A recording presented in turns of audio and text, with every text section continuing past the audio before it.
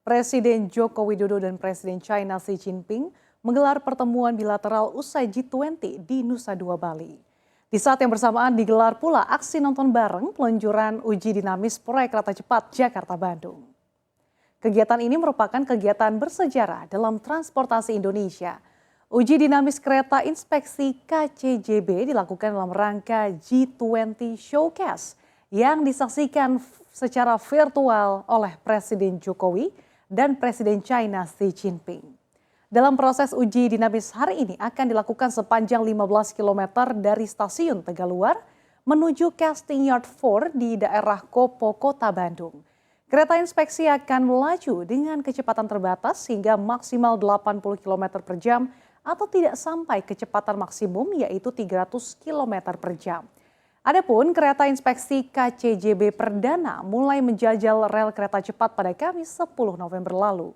Dalam proses tersebut sistem kelistrikan sudah menyala sehingga dilakukan juga uji gerak sistem pengereman hingga pengujian persinyalan.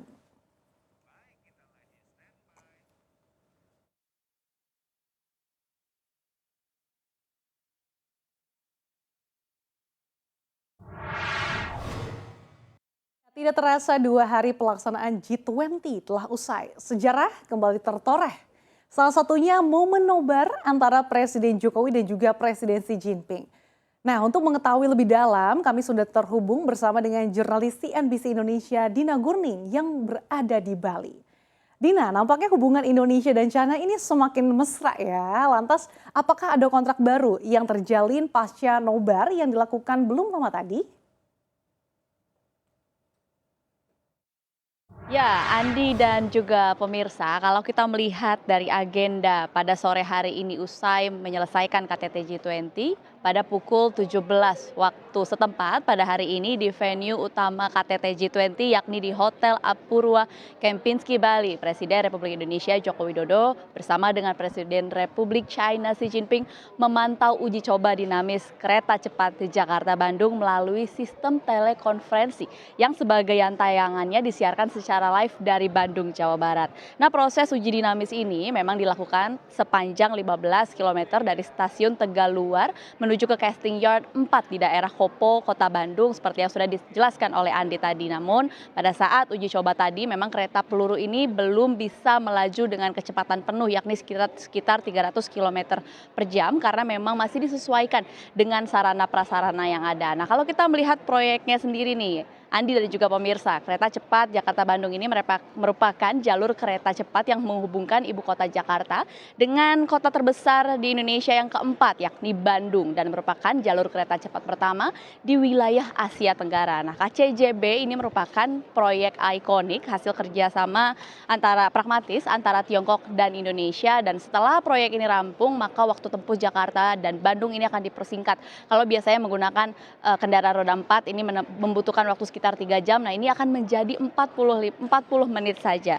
Nah, KCJB ini menggunakan sistem kereta cepat tercanggih di Tiongkok yang disebut-sebut sebagai sistem kereta cepat tercanggih di dunia.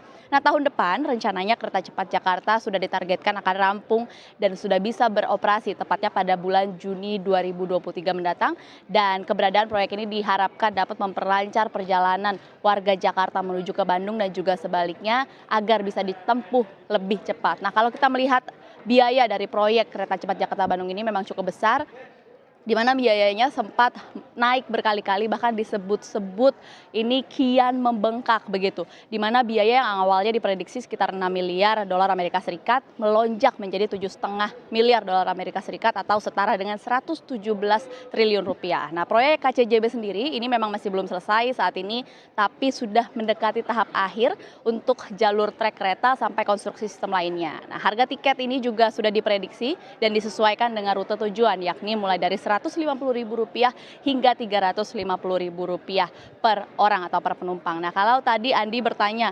kira-kira kebijakan apa yang akan dibuat antara Presiden Republik Indonesia Xi Jinping dan juga Presiden Republik Indonesia Joko Widodo dan juga Presiden China Xi Jinping ini memang rapat tertutup ini masih terus berlangsung begitu, jadi kami masih belum mendapatkan keterangan resmi apakah memang mereka akan memberikan keterangan resmi dan hingga saat ini yang terpantau di live dari laporan media pusat ini adalah kepulangan para pemimpin negara yang memang masih di Bali, ini berangkat ke Bandara Internasional Igusti Ngurah Rai untuk pulang ke negara masing-masing.